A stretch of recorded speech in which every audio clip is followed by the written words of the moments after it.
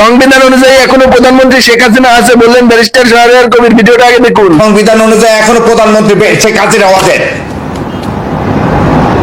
এই কনস্টিটিউশনে বলা আছে শেখ হাসিনা ওয়াজেদ রাষ্ট্রপতিকে অনুরোধ না করলে রাষ্ট্রপতি কি করতে পারবে না?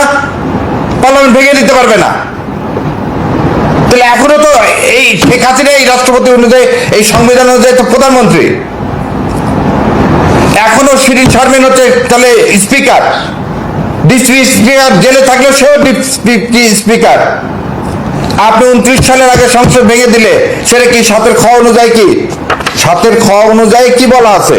এই সংবিধান করতেছেন 7 খ কি বলা আছে? 7 খ কয়ে রাষ্ট্রদ্রোহিতার অপরাধ করবেন আপনি। আপনি তো রাষ্ট্রদ্রোহী বানায় ফেলে দিলেন জনাব তারেক রহমানকে, সালাউদ্দিন সাহেব এই বক্তব্য দিয়ে। তাহলে প্রথম কথা হলো যে সংবিধান করতেছেন, সেই সংবিধানে 29 সালের আগে এই সংবিধান ভেঙে যায়নি।